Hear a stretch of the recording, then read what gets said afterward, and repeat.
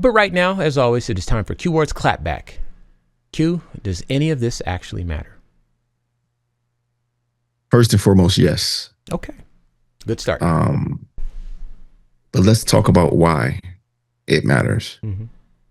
Because I think that the most difficult thing right now is that we're all trying to figure out like strategy or debating strategy, because people have ideas of what we should do, but strategy and optics and I saw people saying on the internet, which is kind of where this clapback came from.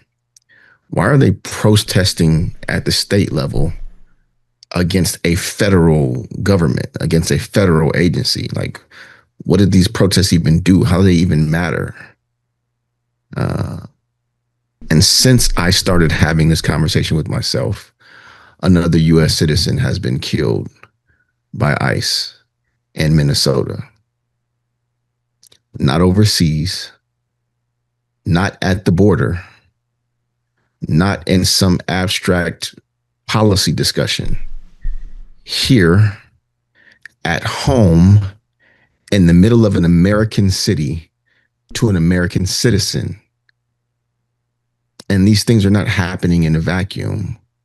For weeks now, people across Minnesota, especially in the Twin Cities, have been protesting and striking against the surge of ICE agents. And the question that I keep hearing is, what's the point?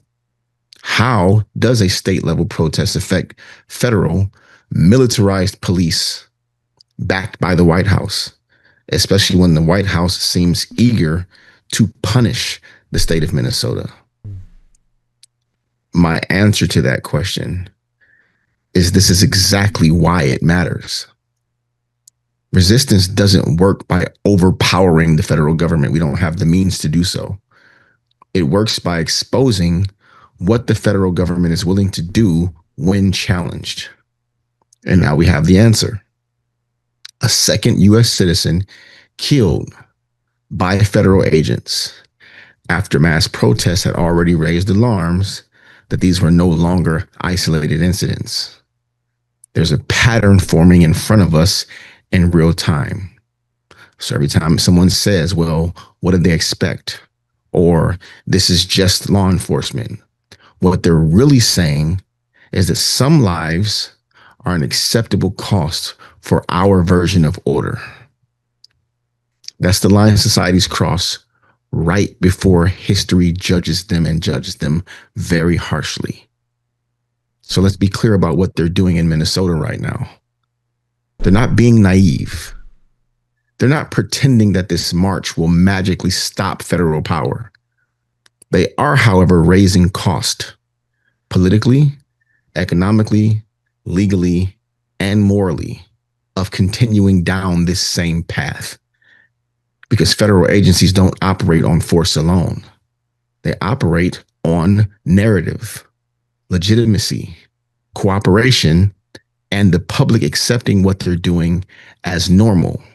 And these protests disrupt normal. Here's what resistance actually does. It forces escalation right out in the open. It creates friction in their operations.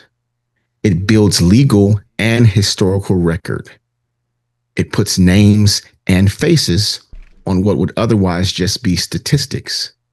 And now, tragically, they've added another name in real time with a face, a family, a career, and people having the ability to empathize and hurt at what they're seeing.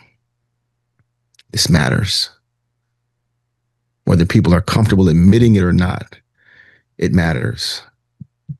When citizens are killed by federal agents on U.S. soil, the question is no longer, do protests work? The question becomes, what happens if people stop resisting? Because silence doesn't prevent escalation either. It actually invites it even more. So some people will ask, if the White House wants to punish Minnesota, they'll punish Minnesota. Exactly.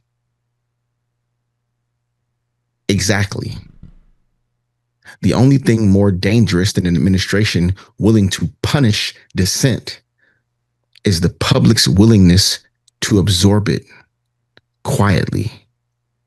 History is very, very clear on that. Again, this is not left versus right.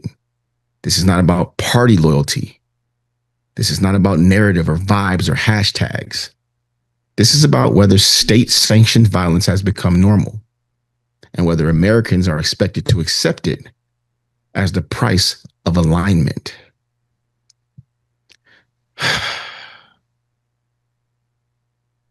What people in the Twin Cities are doing across Minnesota matters, not because it guarantees us some victory, but because it refuses to make brutality invisible or anonymous.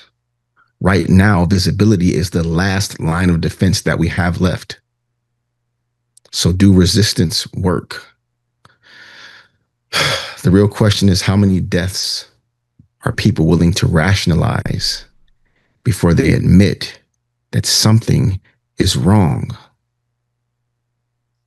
Because once the killing of citizens in public on camera becomes just normal background noise, the math stops adding up. Those people stop mattering. Our hearts stop breaking. We stop getting angry. And we just accept that this is our reality now. I hope to God that we haven't already gotten to that point. Or at least I hoped before Minnesota showed me that we absolutely have not.